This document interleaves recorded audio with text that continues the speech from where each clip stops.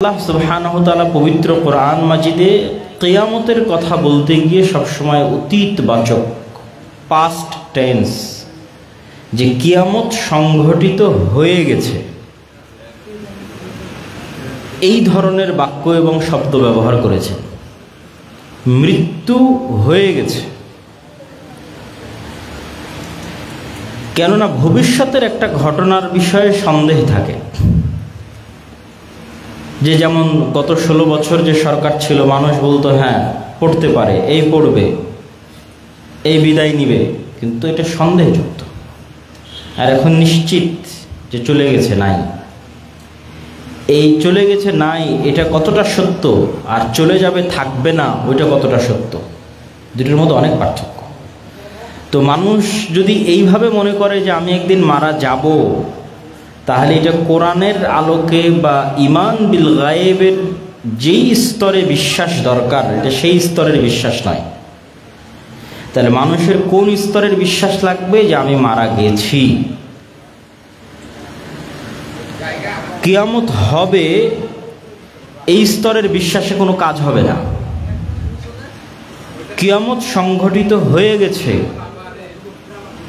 এই স্তরের বিশ্বাস দরকার। এবং এগুলো অবাস্তব নয়।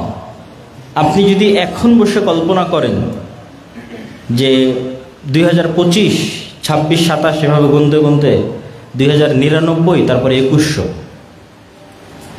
তো 2100 সালের পৃথিবীতে আমরা আজকে এখানে যারা বসে আছি কেউই নাই।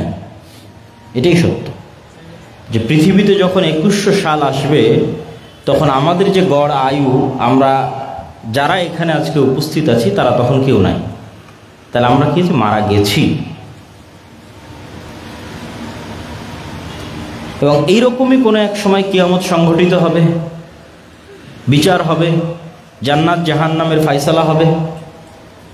মানুষকে ওই লেভেলের কল্পনা করতে হবে যে হ্যাঁ কিয়ামত হয়ে গেছে, বিচার সম্পন্ন হয়ে গেছে, আল্লাহ সুবহানাহু ওয়া তাআলা জান্নাত এবং জাহান্নামের ফায়সালা শুনিয়ে দিয়েছেন, এবং আমি এখন হয় জান্নাতে আছি না হয় জাহান্নামে আছি।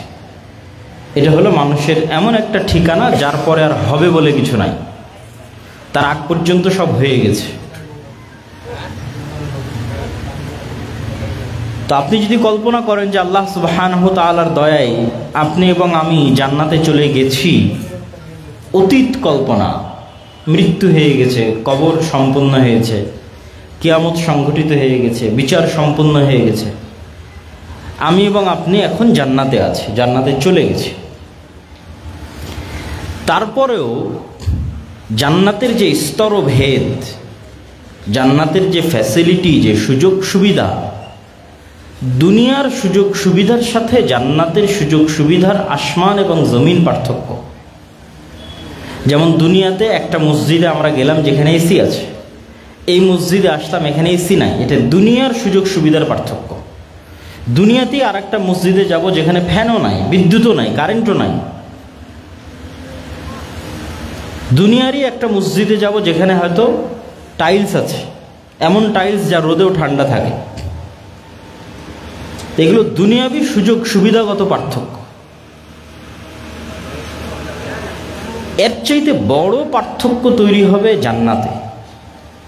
দুনিয়ার পার্থক্য দেখে মানুষের যতটুকু আফসোস হয় যে ওর বাড়িতে এসি আছে আমার বাড়িতে নাই, ওর বাড়িতে কারেন্ট আছে আমার বাড়িতে নাই, ওর বাড়িতে ফ্রিজ আছে আমার বাড়িতে নাই, এই দুনিয়াবি সামান্য সুযোগ সুবিধা থেকে মানুষের মধ্যে যে আফসোস তৈরি হয়, জান্নাতের সুযোগ সুবিধার পার্থক্য এত বেশি যে ওখানকার আফসোসের মাত্রা হবে আরও বেশি। আমি জাহান্নামের কথা বলতেছি না, জান্নাতে যাওয়ার পর যে আফসোস হবে জান্নাতের সুযোগ সুবিধার পার্থক্যের কারণে। আমাদেরকে যদি সর্বনিম্ন স্তরের জান্নাতও দেওয়া হয়, তাহলে তার প্রশস্ততা আসমান এবং জমিনের সমান, তথা একজন ব্যক্তির রাজত্বই থাকবে আসমান এবং জমিনের সমান। এই 1-2 কাঠা নয়, সমগ্র পৃথিবী আল্লাহ সুবহানাহু ওয়া তাআলা তাকে দিয়ে দেবেন। কিন্তু তারপরও আফসোস, একটা সুবিধাগত পার্থক্য বলি, যে জান্নাতের একটা ফ্যাসিলিটিগত পার্থক্য। যারা জান্নাতের সর্বোচ্চ স্তরে আছে, তারা হয়তো এমনও স্তরে কেউ আছে যে সব সময় আল্লাহ সুবহানাহু ওয়া তাআলাকে দেখছে, এমনও স্তরে কেউ আছে যে হয়তো 1 সপ্তাহে দেখছে, কেউ হয়তো 1 মাসে দেখছে। আর আমরা হয়তো এমন সর্বনিম্ন স্তরে আছি যেখানে মাসকে মাস, বছরকে বছর পার হয়ে গেলেও আল্লাহ সুবহানাহু ওয়া তাআলার সাক্ষাৎ হয় না, দেখা হয় না। শুধু এই একটা সুযোগ সুবিধাগত পার্থক্য জান্নাতীদের হৃদয়ে যেই পরিমাণ আফসোস তৈরি করবে, এটা আমি জাহান্নামীদের হৃদয়ের আফসোস বলছি না। আমরা তো জান্নাতে চলেই গেছি, কিন্তু চলে যাওয়ার পর যে সুযোগ সুবিধার পার্থক্য তৈরি হয়েছে জান্নাতের স্তরে, তার একটা সুবিধাগত পার্থক্য বললাম আল্লাহ সুবহানাহু ওয়া তাআলাকে দেখা এবং না দেখা।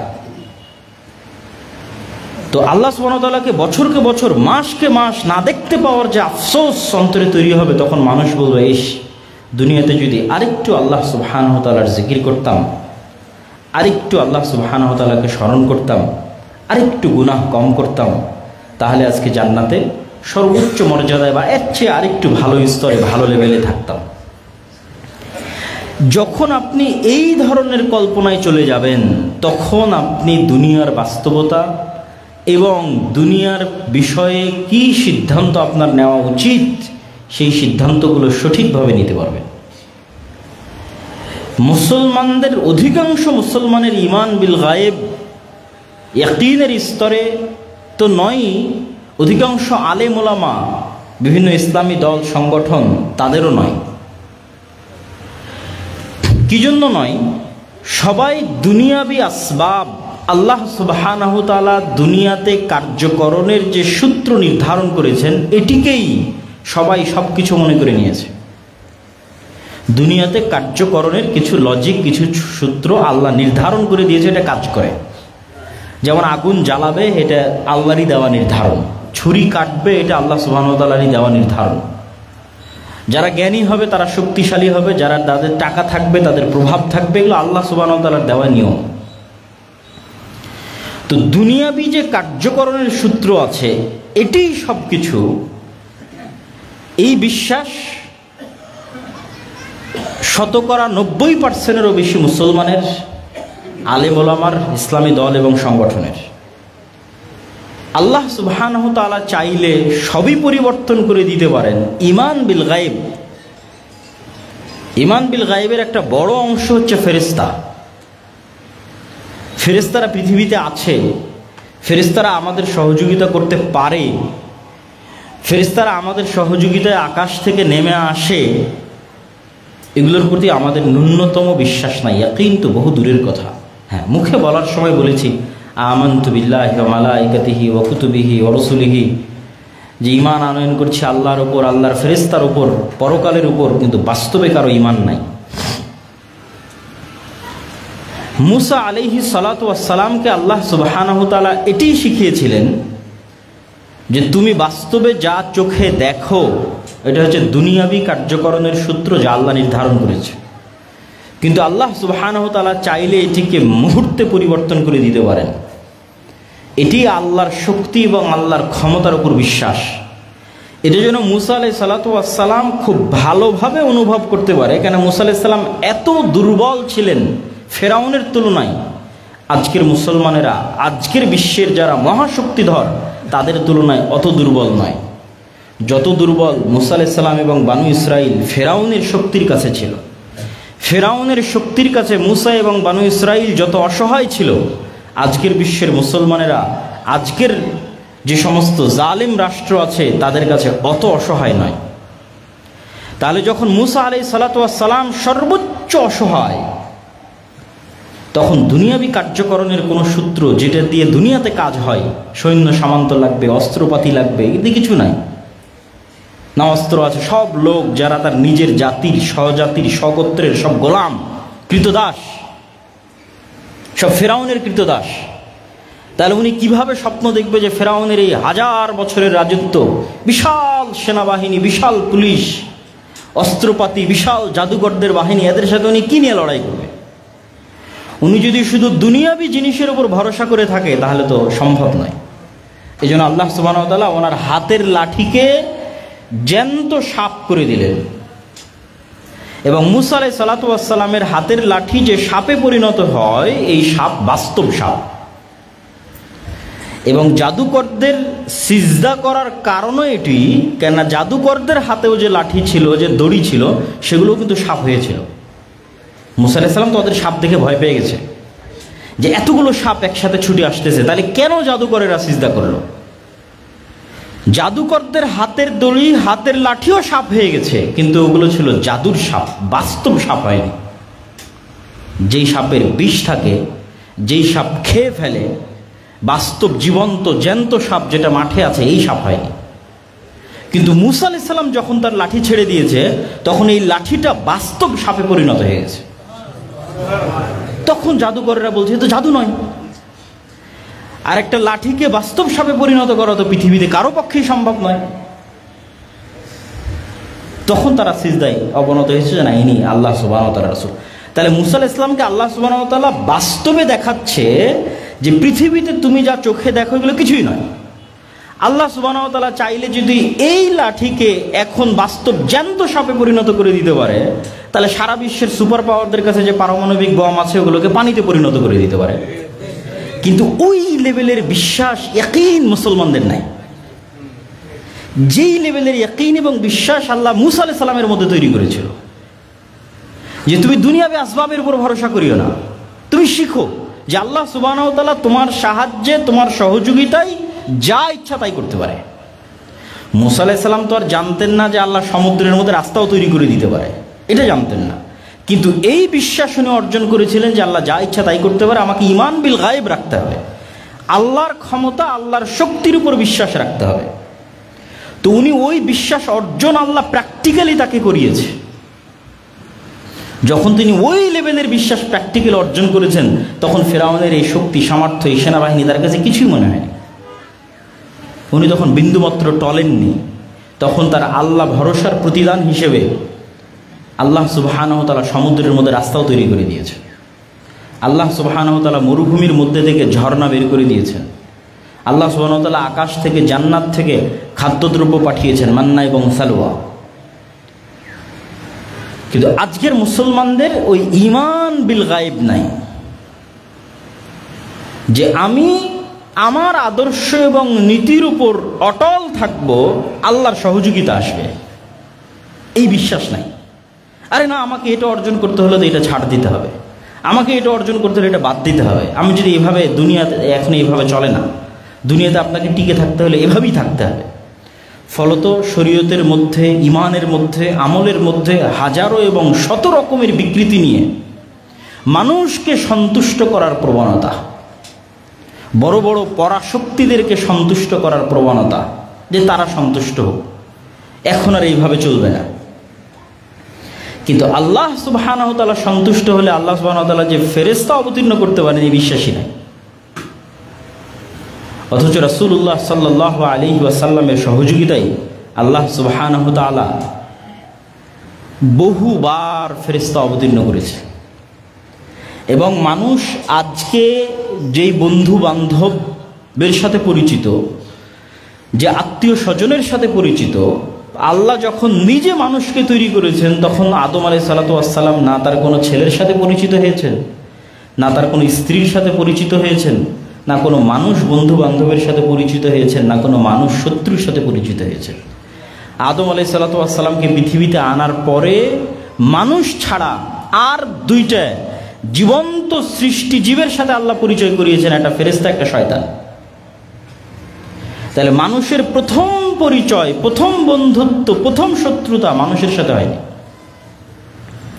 মানুষের প্রথম পরিচয়, প্রথম বন্ধুত্ব, প্রথম শত্রুতা হয়েছে ভিন্ন জগতের দুই সৃষ্টি জীবের সাথে, একটা শয়তান, একটা ফেরেশতা। কিন্তু আমাদের তো ওই লেভেলের বিশ্বাসই নাই যে হ্যাঁ, আমার কাঁধে বাস্তবে দুইজন ফেরেশতা আছে, অথবা এখন বাস্তবে এই মসজিদে ফেরেশতারা অবস্থান করতেছে, অথবা রাসূল সাল্লাল্লাহু আলাইহি ওয়াসাল্লাম বলেছেন জুমার দিন মসজিদের দরজায় ফেরেশতা বসে থাকে এবং যত মানুষ আসতে থাকে তাদের নাম লিখতে থাকে। যখন খতিব মেম্বারে দাঁড়িয়ে যায়, আজান হয়, তখন তারা খাতা বন্ধ করে দিয়ে তারাও মসজিদে খতিবের বক্তব্য শোনার জন্য বসে। এটা শুধু আমরা শুনেছি, কিন্তু বাস্তবে যে এটি ঘটতেছে এই লেভেলের বিশ্বাস নাই। কিন্তু ওই লেভেলের বিশ্বাস যারা সচক্ষে দেখেছে তাদের আছে, যেমন সাহাবীরা। তারা স্বচক্ষে দেখেছে। ফেরেশতাদের সংক্রান্ত যত ঘটনা রাসূলুল্লাহ সাল্লাল্লাহু আলাইহি ওয়াসাল্লামের জীবনে আছে, তার সবগুলোকে যদি এক জায়গায় করা যায় তো অসংখ্য ঘটনা হবে, যা আজকের এই বক্তব্যে বলে শেষ করতে পারবো না। এটা আমাদের বিস্তারিত একটা বই আসতেছে। এমনি দুই একটা ঘটনা ধরেন, এরকম একদিন বৈঠকে এরকমই মানুষ, মদিনা তো অত বড় শহর নয়, আজও ছোট শহর, সেই দিন তো আরো ছোট ছিল। তো একজন অপরিচিত মানুষ আসলো, তা এত ছোট শহর, আর এটা তো আজকের সফর নয় যে আমি আব্দুল্লাহ ঢাকা থেকে সৈয়দপুর বিমানে আসলাম, ওইটা তো এই যুগের সফর নয়। তখন সফর মানে মরুভূমির ধুলাবালির মধ্যে সফর। তাহলে হয় এই মানুষ এই গ্রামের হলে আমি চিনব, আর যদি এই গ্রামের না হয় তাহলে তোকে মরুভূমি সফর করে আসতে হয়েছে, তার প্রভাব ওর গায়ে থাকবে। তো সফরেরও আলামত নাই, পরিষ্কার ধবধবে সুন্দর চকচকে। সরাসরি এসে আল্লাহ রাসূল সাল্লাল্লাহু আলাইহি ওয়াসাল্লামকে জিজ্ঞেস করছে ঈমান কি, ইসলাম কি, ইহসান কি। উত্তর দেওয়া শেষ, ফেরত চলে যাচ্ছে। আল্লাহ নবী বলছে তোমরা কি জানো কে এসেছিল?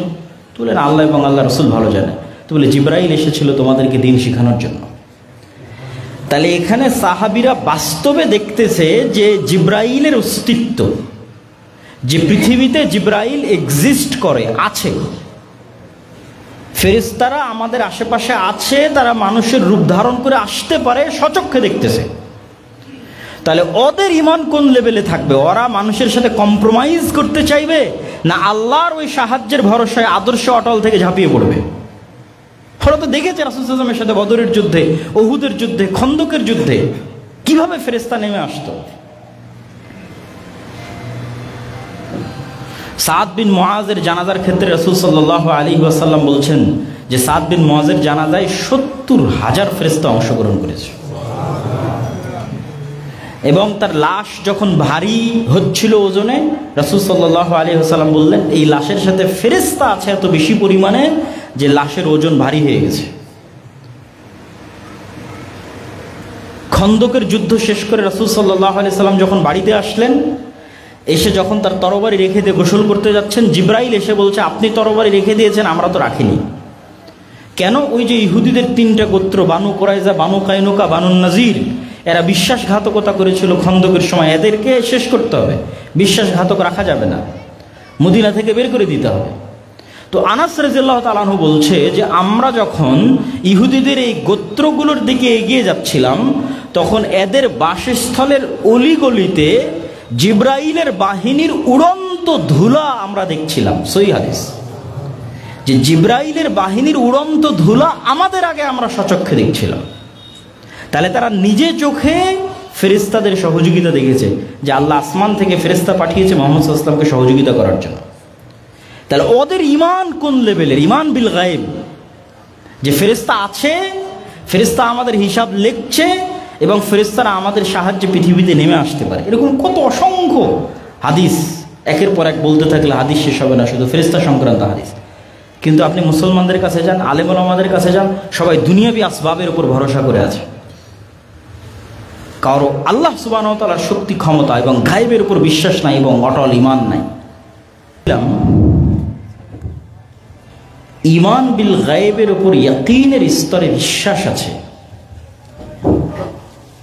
এরকম 50 জন মানুষও যদি তৈরি হয়, 100 জন মানুষও যদি তৈরি হয়, যাদের সাথে আল্লাহ সুবহানাহু ওয়া তাআলার সম্পর্ক এবং যোগাযোগ অত্যন্ত মজবুত, যারা তাদের জিহ্বাকে ব্যস্ত রাখে আল্লাহ সুবহানাহু ওয়া তাআলার স্মরণে, এবং যাদের সাথে ফেরেশতার বন্ধুত্ব অত্যন্ত মজবুত, যাদের সাথে শয়তানের শত্রুতা অত্যন্ত টপ লেভেলের, এরকম 50-100 জন মানুষ বাংলাদেশের ক্ষমতা না, সারা পৃথিবীর ক্ষমতা দখল করে নিতে পারবে। মানে কেউ চিন্তা করতেছে যে সে দুনিয়াবি আসবাব ব্যবহার করে বাংলাদেশের ক্ষমতা দখলে নেবে, আর আল্লাহ সুবহানাহু ওয়া তাআলা কোরআনে বলে রেখেছে সারা পৃথিবীর ক্ষমতা দখলের রাস্তা।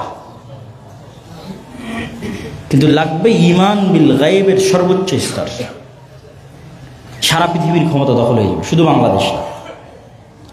আর দুনিয়াবি আসবাবের উপর ভিত্তি করে ক্ষমতা দখল করবেন, আল্লাহ সুবহানাহু ওয়া তাআলার দ্বীনের সাথে কম্প্রোমাইজ করে, ওই আসবাব দিয়ে আল্লাহ আপনাকে অপমান করবে, ওই আসবাব দিয়ে আল্লাহ আপনার পতন ঘটাবে, ওই আসবাব দিয়ে আল্লাহ সুবহানাহু ওয়া তাআলা আপনাকে ছোট করবে। এটা আল্লাহ সুবহানাহু ওয়া তাআলার নিয়ম। মানুষ যখন আল্লাহ ব্যতীত অন্য কাউকে বেশি ভালোবাসে, ইবনুল কাইয়িম রাহিমাহুল্লাহ বলছেন ওইটা দিয়ে আল্লাহ সুবহানাহু ওয়া তাআলা ওকে কষ্ট দেয়। মনে করেন কোনো একজন মেয়েকে আপনি আল্লাহর চেয়ে বেশি ভালোবেসেছেন, ওই মেয়ে আপনাকে এমন ছেঁকা দেওয়া দিবে, ওইটা দিয়ে আল্লাহ সুবহানাহু ওয়া তাআলা আপনাকে কষ্ট দেবে। এই জন্য ভুলেও কোনো কিছুকে আল্লাহ সুবহানাহু ওয়া তাআলার চেয়ে বেশি ভালোবাসতে নাই। মনে করেন টাকাকে আপনি আল্লাহ সুবহানাহু ওয়া তাআলার চেয়ে বেশি ভালোবাসতেন, টাকা দিয়ে আল্লাহ সুবহানাহু ওয়া তাআলা আপনাকে ধ্বংস করে দিবে। এটা আল্লাহ সুবহানাহু ওয়া তাআলার নিয়ম। তো ফেরেশতাদের সাথে বন্ধুত্ব, আল্লাহ সুবহানাহু ওয়া তাআলার গায়েবের উপর বিশ্বাস, শয়তানের সাথে শত্রুতা, এটাই আদম আলাইহিস সালাতু ওয়াস সালাম আমাদের আদি পিতা সাথে ঘটেছে, ওটাই আমাদের রাস্তা। এই জন্য আপনাকে এবং আমাকে সতর্ক করার জন্য রাসূলুল্লাহ সাল্লাল্লাহু আলাইহি ওয়াসাল্লাম বলেছেন, মা মিন মাউলুদিন, এমন কোনো আদম সন্তান নেই, জন্ম নেয়নি, যার সাথে দুইজন বন্ধু সবসময় থাকে না। একজন ফেরেশতা বন্ধু, একজন শয়তান বন্ধু। প্রত্যেক আদম সন্তানের সাথে সবসময় একজন শয়তান বন্ধু, একজন ফেরেশতা বন্ধু। এবং রাসূল সাল্লাল্লাহু আলাইহি সাল্লাম আরো বলছেন, মানুষের মাথায় যখন কল্যাণকর কোনো চিন্তা আসে ওটা ফেরেশতার কাছ থেকে, অকল্যাণকর কোনো চিন্তা আসে সেটা শয়তানের পক্ষ থেকে। তাহলে আপনি যখনই মনে করবেন যে আপনি একাই আছেন, আর কোরআন এবং হাদিস বলছে আপনি একসাথে তিনজন আছেন, আপনি নিজে, আপনার ফেরেশতা বন্ধু, আপনার শয়তান বন্ধু, যখন আপনি মনে করবেন তিনজন আছেন তখন ফাইট হবে। আর যখন মনে করবেন আপনি একাই আছেন এবং মনে করছেন ফজরে ঘুমিয়ে আছি, এটা তো আমার নিজের জন্যই ঘুমিয়ে আছি, গান শুনছি, এটা তো আসলে আমারই শুনতে ভালো লাগছে এই জন্য শুনছি, এটাই তো শয়তানের সবচেয়ে বড় ধোঁকা এটাই। আর আপনি যদি ফজরে ঘুমিয়েও থাকেন এই মনে করে যে আমাকে ঘুমিয়ে রাখাচ্ছে শয়তান, এইটা ওই ঘুমিয়ে থাকার চেয়ে ভালো যেই ঘুমিয়ে থাকায় আপনি মনে করছেন আপনি ঘুমিয়ে আছেন। দুইজন ব্যক্তি ফজরে ঘুমিয়ে আছে, একজন জানে যে আমাকে ঘুমিয়ে রাখতেছে কে বলেন তো? শয়তান। এই ব্যক্তি ভালো ওই ব্যক্তির চেয়ে যে মনে করতেছে যে আমি তো নিজেই ঘুমাচ্ছি। ও আসলে খেলার নিয়ম জানে না। খেলার নিয়ম না জানলে আপনি খেলবেন কিভাবে? মানে ফুটবল খেলতে গেলে তো আপনাকে খেলার নিয়ম জানতে হবে, কোন দিক দিয়ে মারলে গোল হবে, ফাউল যেন না হয়, ঠিক আছে, প্লান্টিক কি, কিভাবে আউট হয়, নিয়ম না জানলে তো আপনি খেলতে পারবেন না। ক্রিকেট খেলতে গেলে কোন দাগ পার হলে ফোর হবে, কিভাবে পার হলে ছক্কা হবে, বা গ্রামের যত ধরনের খেলা আছে, কিতকিত করে যেটাই হোক, প্রত্যেকটার নিয়ম আছে। ওই নিয়মটা জানলে আপনি খেলতে পারবেন। আপনি তো নিয়মই জানেন না যে এই যে পৃথিবীতে যে আপনি প্রেরিত হয়েছেন, এখানে আপনার সাথে কি গেমটা চলতেছে এটাই তো আপনি জানেন না। আর যদি ন্যূনতম এই জ্ঞানটুকু আপনার কাছে থাকে যে না আমি একা না, একসাথে তিনজন, আমার সাথে একজন শয়তান আছে, একজন ফেরেশতা আছে, তাহলে অন্তত আপনি খেলার নিয়মটা শিখেছেন। ভালো খেলতে পারবেন কি পারবেন না সেটা পরে নির্ভর করছে, নিয়ম তো অন্তত জানেন যে আমার অন্তরে প্রত্যেক যে খারাপ কাজের কথা উদিত হচ্ছে এটা আমার শত্রু শয়তান দিচ্ছে। এখন আমি শয়তানের কথা শুনবো না সেটা আমার ডিসিশন, কিন্তু এটা আমার ডিসিশন নয়, এটা শয়তান আমাকে করতে বলতেছে। আর প্রত্যেক যে কল্যাণকর কাজের কথা আমার মনে উদিত হচ্ছে এটা আমার বন্ধু ফেরেশতা ইলহাম হিসেবে আমাকে দিচ্ছে। আমি নিব কি নিব না, গ্রহণ করব কি করব না সেটা আমার সিদ্ধান্ত। এবং এগুলো বানিয়ে বলতেছি না, রাসূল সাল্লাল্লাহু আলাইহি ওয়াসাল্লামের হাদিসে স্পষ্ট আছে। আমি হয়তো একটু সাজিয়ে বুঝিয়ে বলতেছি যে মানুষ যখন সকালে ঘুমিয়ে থাকে তখন শয়তান এসে বলে নাম নাম, ঘুমাও, 3টে গিট দেয়, রাসূল সাল্লাল্লাহু আলাইহি ওয়াসাল্লাম বলছে। তাহলে ওটা আপনার ইচ্ছা নয়, এটা শয়তান আপনাকে বলতেছে। এবং আপনি যদি ইন প্র্যাকটিক্যাল লাইফ শয়তানের অস্তিত্ব এবং ফেরেশতার অস্তিত্ব পরীক্ষা করে দেখতে চান, যে আমি বাস্তব জীবনে আজকে আব্দুল্লাহ বিন আব্দুর রাজ্জাকের বক্তব্য পরীক্ষা করতে চাই যে হ্যাঁ শয়তান আছে আর হ্যাঁ ফেরেশতা আছে, তাহলে অসংখ্য পরীক্ষা আছে। 2টা পরীক্ষা আজকে আপনাদের দিয়ে যাই। আর যখন এই রাস্তায় চলা শুরু করবেন তখন অটোমেটিক আপনি আরও ভালো জ্ঞান অর্জন করবেন, আরও ভালো শিখতে থাকবেন। প্রথম পরীক্ষা শয়তান আছে, তার অস্তিত্ব। আপনি খুব ভালো প্রস্তুতি নিয়ে অজু করে, গোসল করে, নতুন জামা কাপড় গায়ে দিয়ে, নিরিবিলি ঘরে দরজা জানলা লাগিয়ে, যেখানে কোনো ডিস্টার্ব নাই, এরকম জায়গায় 2 রাকাত সালাত আদায়ের প্রস্তুতি নেবেন। যেই 2 রাকাত সালাত আদায়ে দুনিয়ার কোনো কথা আপনার মাথায় আসবে না, শুধু আল্লাহর কথাই স্মরণে থাকবে। এই যে এত লম্বা প্রস্তুতি নিয়েছেন, নিজের নাফসের উপর কন্ট্রোল রাখতেছেন, কোনো ডিস্টার্ব নাই, মোবাইল নাই, আওয়াজ নাই, সাউন্ড নাই, কিচ্ছু নাই, সালাত শুরু করেছেন, 2 মিনিট যেতে না যেতেই 2 মিনিট যেতে না যেতেই আপনি দেখবেন যে আপনার মন আল্লাহ সুবহানাহু ওয়া তাআলার স্মরণ ব্যতীত কোনো দুনিয়াবি স্মরণে লেগে গেছে, অথচ আপনি বুঝতেই পারেননি, আপনার অজান্তে। মানে যদি আপনার জানতে হতো তাহলে আমি বুঝতাম যে না, শয়তান নাই, কিন্তু আপনার মন আপনার অজান্তে, আপনি তো সজাগ আছেন, সচেতন আছেন, যেন আমি পুরো সালাত আল্লাহকে স্মরণে রাখতে পারি, দুনিয়ার কোনো কথা যেন না আসে। সজাগ, সচেতন, কনসাস, কনসেন্ট্রেশন থাকার পরেও মন অন্যদিকে চলে গেছে। তাহলে মনকে কে নিয়ে গেল অন্যদিকে? বলেন, কে নিয়ে গেল? শয়তান। আর কি প্রমাণ নেবেন শয়তানের অস্তিত্বের? কাল্ব, মানুষের কাল্ব হচ্ছে পৃথিবীর এত উন্নত লেভেলের প্রযুক্তি যে এটা কালেব, সদা সর্বদা পরিবর্তনশীল।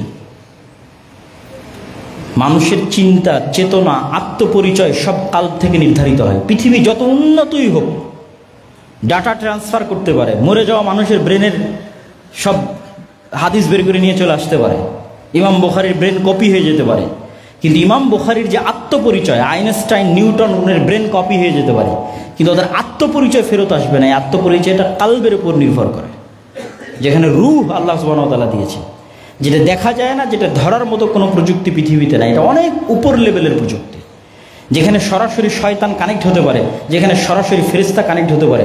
মানে পৃথিবীর সৃষ্টিজীবের বাইরেও আলাদা জগতের সৃষ্টিজীব যেই হৃদয়ের সাথে কানেক্ট হতে পারে। এটা ওই লেভেলের মেশিন, ওই লেভেলের যন্ত্র, ওই লেভেলের টেকনোলজি, প্রযুক্তি, যেখানে পৃথিবীর জগতের বাইরের প্রাণীরাও যুক্ত হয়, ফেরেশতা যুক্ত হয়, শয়তান যুক্ত হয়, যার প্রমাণ পৃথিবীতে আছে। এবং ফেরেশতার এবার অস্তিত্বের প্রমাণ নেন। কোনোদিন যদি পরীক্ষা থাকে, তাহলে পরীক্ষা ধরার জন্য ঘুম থেকে উঠতে হবে রাইট টাইমে, এটার জন্য যেরকম শক্ত নিয়ত থাকে। কখনো যদি ট্রেন থাকে, বিমান থাকে, তাহলে ট্রেন বিমান ধরতে হবে, এইটার জন্য ঘুম থেকে সঠিক সময় জাগতে হবে, এটার জন্য যেমন শক্ত নিয়ত থাকে, এই রকম শক্ত নিয়ত একদিন করবেন ফজরের সালাতের জন্য। ওই লেভেলের নিয়ত আপনার কালবে তৈরি হবে ফজরের সালাতের জন্য। এবার আপনাকে আমি দেখাবো যে এই পৃথিবীতে ফেরেশতা আছে। আপনার কোনো অ্যালার্ম লাগবে না, কোনো বাপ মাকে বলা লাগবে না যে আমাকে ঘুম থেকে তুলে দিও, ঠিক আছে? কোনো মোবাইলে অ্যালার্ম দেওয়া লাগবে না, কেউ এসে ডেকে দিবে, গেটে বাড়ি দিবে, কিচ্ছু লাগবে না। কেননা পৃথিবীতে তো ফেরেশতারা আছে আপনাকে সহযোগিতা করার জন্য, হাজার কাজ করে দেওয়ার জন্য ফেরেশতা আছে পৃথিবীতে। তো আপনাকে রাইট টাইমে ফজরে উঠিয়ে দেওয়ার দায়িত্ব ফেরেশতা পালন করবে। আপনি পরীক্ষা করে দেখেন যে আপনাকে উঠিয়ে দেয় কিনা ফজরে। যে কোনো প্রকার সিচুয়েশন তৈরি করে, কোনো প্রকার মোবাইলের অ্যালার্ম ছাড়া, মানুষের ডাকা ছাড়া, কিচ্ছু ছাড়া আপনাকে ফজরে উঠিয়ে দিবে। সেই সিচুয়েশন ফেরেশতাই তৈরি করবে, আল্লাহ সুবহানাহু ওয়া তাআলার আদেশে তৈরি করবে। কিন্তু আমাদের অবস্থা কি? আমরা হচ্ছে এমনভাবে শয়তানের সাথে কানেক্টেড, কেননা আমাদের পরকালের উপর বিশ্বাস নাই। আমরা তো চিন্তা করছি মারা যাব, কিয়ামত হবে, এটা তো কখনো চিন্তা করিনি। মারা গেছি, কিয়ামত হয়ে গেছে, এখন জান্নাত বা জাহান্নামে আছি, তাহলে কি করা উচিত? ওই লেভেলের তো ইয়াকিন নাই, ফেরেশতাদের উপর ইয়াকিন নাই। তখন আমাদের পুরো লাইফটাই গেছে শয়তান কেন্দ্রিক। আমাদের বাড়িতে, আশেপাশে, সকল ক্ষেত্রে শয়তানের অ্যাক্সেস। যেমন আমরা মোবাইলের ওয়াইফাইয়ের অ্যাক্সেস দিই, ঠিক আছে? তারপরে বিদ্যুৎ চোরাই লাইন সরবরাহ করি, অ্যাক্সেস দিই আর একজনকে। ওয়াইফাইটা বেশি কানেক্টিং এই জন্য যে ওটা তার ছাড়াই অ্যাক্সেস পাওয়া যায়, চোখে দেখা যায় না এরকম অ্যাক্সেস। তো এই অ্যাক্সেসও চোখে দেখা যায় না। আমাদের বাড়ির আশেপাশে সব জায়গায়, আমাদের জীবনের সর্বত্র আমরা শয়তানকে অ্যাক্সেস দিয়ে রেখেছি। শয়তান যা যা ভালোবাসে আমরা তাই করি। শয়তান অপবিত্রতা ভালোবাসে, আমরা অপবিত্রই থাকি। কেউ পেশাবের যত্ন নেয় না, পেশাব ছিটে না আসুক সেই দিকে খেয়াল করে না। অজু অবস্থায় থাকতে হবে সেই মর্মে কোনো সচেতনতা নেই। সালাতবিহীন জীবন, এটা তো শয়তানের জন্য সবচেয়ে সুবর্ণ সুযোগ। কুকুর শ্রীগালের মতো জীবন, সালাতবিহীন জীবন। তাহলে তো 24 ঘন্টা আমার আশেপাশে শয়তান আছে। বাড়িতে ঢোকার সময় সালাম নাই, খাওয়ার সময় বিসমিল্লাহ নাই, জিকির নাই, তাহলে কন্টিনিউয়াস আমি শয়তানের সাথে জীবনযাপন করতেছি, শয়তানের গোলাম হিসেবে, শয়তানের দাস হিসেবে। আর যদি আমি আল্লাহ সুবহানাহু ওয়া তাআলার সাথে কানেক্ট হতে চাই, সঠিক রাস্তায় থাক, তাহলে তো আপনি যখন শয়তানের সাথে আছেন তখন আপনি সঠিক রাস্তায় ফিরবেন কিভাবে? সহযোগিতাকারী বন্ধুই তো নাই। বন্ধু থাকলে না সে আশেপাশে ব্রেনের মধ্যে মাঝে মধ্যে ভালো কথা দিবে, তাহলে কিছু ভালো কাজ করার উৎসাহ তৈরি হবে। তো সব শত্রুকে বন্ধু করে রেখেছে, ভালো কাজের ইচ্ছা তৈরি হবে কোথায় থেকে? তৈরি হবে না ইচ্ছা, অন্তর মারা গেছে, মৃত অন্তর। আর যখন আশেপাশে ফেরেশতাকে অ্যাক্সেস দিবেন, পবিত্র ফেরেশতারা পবিত্র, এরা পবিত্রতা ভালোবাসে। রাসূল সাল্লাল্লাহু আলাইহি ওয়াসাল্লামের মুখের স্বাভাবিক গন্ধ ফেরেশতা সহ্য করতে পারত না, আপনার বিড়ির গন্ধ কিভাবে সহ্য করবে বলেন? রাসূল সাল্লাল্লাহু আলাইহি সাল্লামের মুখের পবিত্র গন্ধ ফেরেশতাদের কষ্ট হতো, এই কারণে বারবার রাসূল সাল্লাল্লাহু আলাইহি ওয়াসাল্লামকে বলতে আপনি মিসওয়াক করেন, মিসওয়াক করেন, মিসওয়াক করেন। আল্লাহ নবী বলছে তোমরা কেউ পেঁয়াজ রসুন খেয়ে মসজিদে আসবে না, ফেরেশতাদের কষ্ট হয়। আপনি যদি সারাদিন বিড়ি সিগারেটের মধ্যে, তাহলে আপনার আশেপাশে ফেরেশতা আসবে? তাহলে আপনার আশেপাশে সবসময় কে আছে? শয়তান আছে। তাহলে আশেপাশে শয়তান আছে এবং আপনিও শয়তানের বন্ধু হিসেবে আপনিও আস্ত একটা শয়তান পৃথিবীতে বসবাস করতেছেন, কিছুই করার নেই। আর যখন আপনি পবিত্র থাকবেন, সালাত আদায় করবেন, জিকির 24 ঘন্টার যে পরিবর্ধনের উপর আল্লাহ সুবহানাহু ওয়া তাআলা জিকির দিয়েছে। বাড়িতে ঢুকলে, বাড়ি থেকে বের হলে, গাড়িতে উঠলে, মসজিদে ঢুকলে, মসজিদ থেকে বের হলে, টয়লেটে প্রবেশ করলে, টয়লেট থেকে বের হলে, এগুলো প্রত্যেকটা তো আসলে শয়তানের বিরুদ্ধে এক একটা অস্ত্র, যুদ্ধাস্ত্র। যখন ওগুলো সবসময় আপনি ইউজ করবেন, তখন আপনার আশেপাশে সবসময় ফেরেশতা থাকবে, বাড়িতে রহমতের ফেরেশতারা থাকবে। এমনি আপনার ভালো কাজের মন তৈরি হবে, সালাত আদায় করতে মন চাইবে, কোরআন তেলাওয়াত করতে মন চাইবে। আর সবসময় শয়তান থাকলে বছরও কোনো দিন কোরআন পড়া হবে না। শয়তানের অস্তিত্বের আর একটা প্রমাণ হচ্ছে কোরআন। কোরআন পড়ার আগে আল্লাহ বলছে আউযু বিল্লাহি মিনাশ শাইতানির রাজিম, শয়তান থেকে বাঁচতে চাও, কেন এই কোরআন শয়তান তোমাকে পড়তেই দিবে না। আপনি ফেসবুক চালান, ঘন্টার পর ঘন্টা চালাতে পারবেন, মুভি দেখেন, নাটক দেখেন, চায়ের স্টলে বসে টিভি দেখেন, ঘন্টার পর ঘন্টা দেখতে পারবেন। আসেন 5 মিনিট কোরআন পড়েন, ধৈর্য ধরে রাখতে পারবেন না, কেন শয়তান কন্টিনিউয়াস, আপনার উপর শয়তানের প্রভাব এবং কন্ট্রোল সর্বোচ্চ পর্যায়ে আছে। সম্মানিত উপস্থিতি, গায়েবের প্রতি ঈমান মজবুত করা এবং পৃথিবীতে যে আমরা অবস্থান করছি, এই পৃথিবীর অস্তিত্বটা পরকালের নিশ্চয়তার সাথে তুলনা করা এবং পৃথিবীতে আসলে খেলাটা কিভাবে চলতেছে শয়তান এবং ফেরেশতার অস্তিত্বের মাধ্যমে এটা অনুধাবন করা এবং সে অনুযায়ী আল্লাহ সুবহানাহু ওয়া তাআলার উপর আস্থা এবং বিশ্বাস রেখে ভালো বন্ধুদের একটা হচ্ছে ফেরেশতা, তাদের আরও নিকটবর্তী হওয়া, আল্লাহ সুবহানাহু ওয়া তাআলার আরও নিকটবর্তী হওয়া, এই রাস্তাগুলো অবলম্বনের মাধ্যমে ঈমান বিল গায়বকে ইয়াকিনের স্তরে নিয়ে গেলে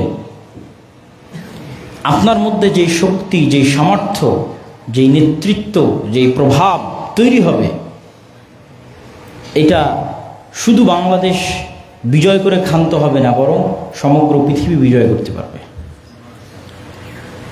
আল্লাহ সুবহানাহু ওয়া তাআলা আমাদেরকে সেই তৌফিক এবং সেই সুযোগ দান করুক, আল্লাহুম্মা আমিন।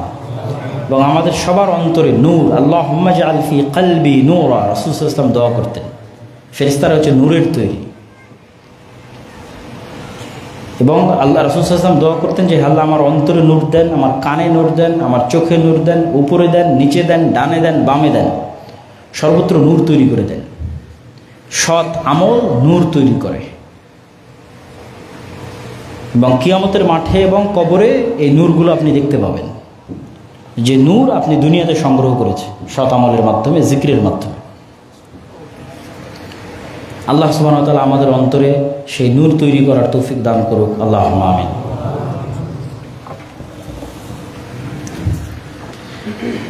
আলহামদুলিল্লাহি ওয়াহদাহু ওয়াসসালাতু ওয়াসসালামু আলা মান লা নাবিয়্যা বা'দাহু। আজকে আমরা যে মসজিদে এসেছি, এই মসজিদ হচ্ছে বাইতুন নূর মসজিদ, যা আজকে প্রথম জুমার খুতবার মাধ্যমে উদ্বোধন হচ্ছে। রাসূল সাল্লাল্লাহু আলাইহি সাল্লামের হাদিস অনুযায়ী আল্লাহর সবচেয়ে পবিত্র জায়গা হচ্ছে মসজিদ এবং সবচেয়ে অপছন্দনীয় জায়গা হচ্ছে বাজার। কেন? বাজারে দুনিয়াবি চাহিদা বেশি, মসজিদে দুনিয়াবি চাহিদা কম। মসজিদ পরকালের বেশি নিকটবর্তী, আর বাজার দুনিয়ার বেশি নিকটবর্তী। তো মসজিদে আসলে এবং মসজিদে বসে থাকলে সালাত আদায়ের পর যতক্ষণ বসে থাকবে ততক্ষণ ফেরেশতা তার উপর দরুদ, তার রহমত এবং বরকতের জন্য আল্লাহ সুবহানাহু ওয়া তাআলার নিকট দোয়া করতে থাকবে। এবং মসজিদ ভিত্তিক সমাজ গড়ে তোলাই হচ্ছে মুসলমানদের কাজ। মসজিদের সাথে যে অন্তর যুক্ত থাকবে, এই যুক্ত থাকা অন্তর বিশিষ্ট মানুষকে তৈরি করাই তো মুসলমানদের কাজ। মসজিদ আবাদ করা, মসজিদকে ধরে রাখা এবং মসজিদ ভিত্তিক সমাজ তৈরি করা, এটাই সংগঠন। এর চেয়ে পাওয়ারফুল কোনো সংগঠন পৃথিবীতে আসেও নি, ভবিষ্যতেও আসবে না।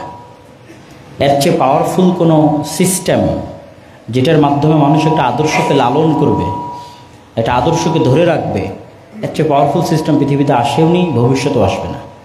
সেটা হচ্ছে ইসলামের আদর্শকে লালন করার জন্য মসজিদ ভিত্তিক সমাজ ব্যবস্থা গড়ে তোলা। তো যারা এই মসজিদ তৈরির উদ্যোগ নিয়েছে এবং এই পর্যন্ত আসতে পেরেছে, আমি কিছু যুবকদেরকে চিনি, তারাই হয়তো মূল উদ্যোক্তা। তো তারা এত বড় সাহস করেছে এবং এই পর্যন্ত আসতে পেরেছে। আমি অত্র এলাকাবাসীকে উদাত্ত আহ্বান জানাবো যে আপনারা আপনাদের সর্বোচ্চটা এই মসজিদের কাজে এবং আল্লাহ সুবহানাহু ওয়া তাআলার সন্তুষ্টির জন্য সহযোগিতা করার চেষ্টা করবেন। আল্লাহুম্মা আমিন। কিয়ামতের মাঠেও টাকা কাজে আসবে, যেমন দুনিয়াতে টাকা কাজে আসে। দুনিয়াতে বিপদে পড়ে গেলেই দেখবেন যে টাকা কাজে আসে। অসুখ হলে টাকা লাগে, কেস কোর্ট কাচারি মামলাতে পড়লে টাকা লাগে, ঠিক আছে, অফিস আদালত বিভিন্ন জায়গায় কাজ পার করে নেওয়ার জন্য টাকা লাগে, বিপদে আপদে টাকা লাগে। কিয়ামতের মাঠেও যখন বিপদে পড়বেন তখন টাকা লাগবে, কিন্তু তখন তো আর নতুন করে টাকা তৈরি হবে না। এখন পাঠিয়ে রাখলে সেটা তখন কাজে লাগবে। যেমন আপনি দুনিয়ার মেয়ের বিবাহের জন্য অমুক টুমুক বিপদ আপদে সেই জন্য ব্যাংকে জমা রাখতেছেন না, তো পরকালীন বিপদ আপদ তো আছে, সেই ব্যাংকে কে জমা রাখবে? ওইটা তো আর তখন তৈরি হবে না, কিয়ামতের মাঠে তো আর তৈরি হবে না। কিন্তু পরকালে কিন্তু মানুষ যে কোনো সময় বিপদে পড়ে যাবে। কত গুনাহ করেছেন, কতজনকে গালি দিয়েছেন, গীবত দিয়েছেন, কি করেছেন, ঠিকমতো সালাত আদায় করেন, অমুক তুমুক অসংখ্য বিপদ। ওগুলো কাভার দিবে কে? ওগুলো কাভার দেওয়ার জন্য প্রচুর পরিমাণে ব্যাংকে টাকা জমা রাখতে হবে, পরকালের ব্যাংকে, যাতে আল্লাহ সুবহানাহু ওয়া তাআলার নিকটে। আর আল্লাহর কাছে জমা রাখার সবচেয়ে বড় ফায়দা হচ্ছে ব্যাংকে আর আপনাকে কত % লাভ দেবে। আর আল্লাহ সুবহানাহু ওয়া তাআলা ওইটাকে 1 গুণ, 10 গুণ, 700 গুণ এবং চাইলে তার চেয়েও বেশি বাড়াতে থাকবে। একটা টাকাকে আল্লাহ সুবহানাহু ওয়া তাআলা এভাবে কিয়ামত পর্যন্ত বাড়াতেই থাকবে। তাহলে যখন আপনার পরকালের ব্যাংকে ভালো পরিমাণ অ্যামাউন্ট আছে, মানে আপনি কোটি কোটি টাকার মালিক কিয়ামতের মাঠে, তাহলে এখন শত শত পাওনাদার যদি চলে আসে, কখন কার গীবত করেছেন, কখন কাকে গালি দিয়েছেন, কখন কোথায় নামাজ ছুটে গেছে, তখন এই সমস্ত দানের নেকি দিয়ে তখন ওই সমস্ত গুনাহগুলো, ইবাদতের কমতিগুলো কভার হবে। এবং যদি দান ভালো পরিমাণ থেকে থাকে, শেষ না হয়, তাহলে দানের নেকির বদৌলতে আপনি জান্নাতে চলে যাবেন। এই জন্য আল্লাহ বলেছে যে সালাত দিয়ে, হজ দিয়ে, এগুলো দিয়ে বাক্য ব্যবহার করা আছে, জান্নাত পাওয়া যায়। আর দান এবং শহীদ, এই দুইটার ক্ষেত্রে বলা আছে জান্নাত কেনা যায়, কেনার মালিকানা। আর একটা যে আমি দিলাম, দান করলাম, দুইটার মালিকানা ভিন্ন রকম। যে আমি আমার নিজের অর্জিত টাকা দিয়ে জমি কিনেছি, আর একটা হচ্ছে না আপনাকে কেউ হেবা সূত্রে দান করে দিল, দুটোর মধ্যে অনেক পার্থক্য। তাহলে কেউ যদি শহীদ হয়ে যায়, ও জান্নাত কিনে নিয়েছে। আর কেউ যদি ব্যাপক পরিমাণ আল্লাহ সুবহানাহু ওয়া তাআলার রাস্তায় দান করে, তো ও জান্নাত কিনে নিয়েছে। আল্লাহ সুবহানাহু ওয়া তাআলা তার কাছে জান্নাত বিক্রি করেছে। এই জন্য আল্লাহ মানুষকে আহ্বান করেছে যে তোমরা তো দুনিয়াতে ব্যবসা করছো, আমার সাথেও ব্যবসা করো। হাল আদুল্লুকুম আলা তিজারাতিন তুনজিকুম মিন আযাবিন নার। দুনিয়ার ব্যবসা তো আমরা ভালো বুঝি, আল্লাহ ব্যবসা করার জন্য প্রস্তুত আছে। আল্লাহ বিক্রি করবেন জান্নাতের জায়গা, আর আপনি কিনবেন জান্নাতের জায়গা। আল্লাহ সুবহানাহু ওয়া তাআলার সাথে ব্যবসা হবে এবং এটি অতি লাভজনক ব্যবসা। এই ব্যবসায় কোনো লস নাই, পৃথিবীর ব্যবসায় লস হতে পারে, আল্লাহ নিজে এটাকে ব্যবসা হিসেবে তুলে ধরেছে। এবং ক্রয় বিক্রয় শব্দ ব্যবহার করা আছে, আমি বানিয়ে ক্রয় বিক্রয় বলছি তা না, আল্লাহ নিজে বলেছেন ক্রয় বিক্রয়, আমি বিক্রি করব, তোমরা কিনবা। তো এই মসজিদের কাজে সহযোগিতা স্বরূপ দান করবেন, এটির উদাত্ত আহ্বান। আর যেহেতু এই সমস্ত অঞ্চলে আমাদের আশা খুব কম হয়, তো আমাদের সাথে স্থায়ী যোগাযোগের মাধ্যমই হচ্ছে মাসিক আল ইতিসাম। আমি নিজে মাসিক আল ইতিসামে নিয়মিত সম্পাদকীয় লিখি, প্রতি মাসে 2টা প্রবন্ধ যায় নিয়মিত, তা আমারই লেখা থাকে 3টে নিয়মিত। এবং সম্পাদকীয়গুলোতে সমসাময়িক বিভিন্ন ইস্যু, যেমন এই মাসেরটাতে আছে জাতিসংঘের মানবাধিকার কমিশন নিয়ে, সামনের মাসে আসতেছে বাংলাদেশে বর্তমান সরকারের আমলে এনজিওদের যে বাংলাদেশের পুরো অর্থনীতিকে গ্রাস করা এবং পুরো শিক্ষা ব্যবস্থাকে গ্রাস করার যে চক্রান্ত, যেটা প্রাথমিক বিদ্যালয়ে গানের শিক্ষক নিয়োগের মাধ্যমে এই সরকার প্রমাণ করতে যাচ্ছে, যেটার আমরা সর্বোচ্চ প্রতিবাদ জানাচ্ছি। এবং আমরা এটিও বলতে চাচ্ছি যে যদি এটি প্রতিবাদের মাধ্যমে বন্ধ করা সম্ভব না হয়, তাহলে প্রাথমিক স্কুলে সন্তান পাঠানো হারাম হিসেবে গণ্য হবে। ভিক্ষা করে হলেও প্রাথমিক স্কুলের পাশে সুন্দর আর একটা ইসলামিক স্কুল, ইসলামিক মাদ্রাসা তৈরি করতে হবে, যেখানে কোরআন হাদিস থেকে শুরু করে ইংরেজি, বাংলা, গণিত, সায়েন্স সবই উন্নত মানের শেখানো হবে ইনশাআল্লাহ। তো এই বিষয়ের সম্পাদকীয় আসতেছে সামনের মাসে। তো এই যে মাসিক আল ইতিসামটা প্রতি মাসে আপনাদের কাছে থাকা উচিত, এই মসজিদে আসা উচিত। আরও যারা বিভিন্ন অঞ্চল থেকে আজকে এখানে এসেছেন তাদেরকেও সংগ্রহ করার উদাত্ত আহ্বান জানাবো। আর সর্বোপরি মসজিদ ভিত্তিক মক্তব নিয়ে আমাদের যে কার্যক্রম চলে সেটির সাথে যুক্ত হওয়া। এবার আমাদের মক্তব প্রতিযোগিতা জাতীয় পর্যায়ে টিভি চ্যানেলে আয়োজিত হতে যাচ্ছে, যদি আল্লাহ সুবহানাহু ওয়া তাআলা কবুল করে ইনশাআল্লাহ। সেখানে আপনাদের ছেলেমেয়েরাই পারফর্ম করবে। গ্রামের একদম পাড়াগা থেকে উঠে আসা মক্তবের ছেলেরা প্রতিযোগিতায় অংশগ্রহণ করে টিভি চ্যানেল পর্যন্ত, জাতীয় পর্যায় পর্যন্ত চলে যাচ্ছে আলহামদুলিল্লাহ। তো এইটির সাথে যুক্ত হওয়া এবং এই প্রতিযোগিতাগুলোতে অংশগ্রহণ করা, এটিকে আপনাদের দাওয়াতি কাজের বড় একটা মাধ্যম হিসেবে গ্রহণ করতে পারেন। আমাদের ট্রেনিংয়ের ব্যবস্থা আছে, যাতায়াত খরচও আমরা দিই, থাকা খাওয়া খরচও আমরা দিই, শুধু পাঠানো আপনাদের কাজ, যিনি মক্তবে শিক্ষক হবেন তাকে। আর সর্বশেষ সালাফি কনফারেন্সের দাওয়াত দিচ্ছি আগামী 6-7 নভেম্বর রাজশাহীতে। দেশ বিদেশের আলেম ওলামা থাকবে, পাকিস্তান, ভারত, সৌদি আরব, 3 দেশের আলেম ওলামা থাকবে, বাংলাদেশের তো থাকবেই, আর আমরা তো থাকবোই ইনশাল্লাহ। তো সালাফি কনফারেন্সের দাওয়াত, সালাফি কনফারেন্সের কিছু ফেস্টুনও হয়তো আজকে আছে, যারা বিভিন্ন অঞ্চল থেকে এসেছেন তাদেরকে ফেস্টুনগুলো নিয়ে যাওয়ার জন্য অনুরোধ জানাবো। আর সকলকে অংশগ্রহণ করার আহ্বান জানাবো। যদি কোনো মতে রাজশাহীটা মিস হয় তাহলে দিনাজপুরেরটা যেন মিস না হয়, যেটা ফেব্রুয়ারির সম্ভবত 6 তারিখ, মাসিক আল ইতিসামের পিছনের পৃষ্ঠায় দেওয়া আছে। দিনাজপুর জামিয়া সালাফিয়াই সালাফি কনফারেন্সে অথবা রাজশাহী জামিয়া সালাফিয়ার সালাফি কনফারেন্সে অথবা দুইটাতেই অংশগ্রহণের উদাত্ত আহ্বান জানাচ্ছি। এবং আজকের বক্তব্য এখানেই শেষ করছি। রাসূল সাল্লাল্লাহু আলাইহি ওয়াসাল্লামের প্রতি আমরা দরুদ পড়ি। ইয়া আইয়ুহাল্লাযীনা আমানু সাল্লু আলাইহি ওয়া সাল্লিমু তাসলিমা। আল্লাহুম্মা সাল্লি আলা মুহাম্মাদ ওয়া আলা আলি মুহাম্মাদ কামা সাল্লাইতা আলা ইব্রাহিম ওয়া আলা আলি ইব্রাহিম ইন্নাকা হামিদুম মাজিদ। আল্লাহুম্মা বারিক আলা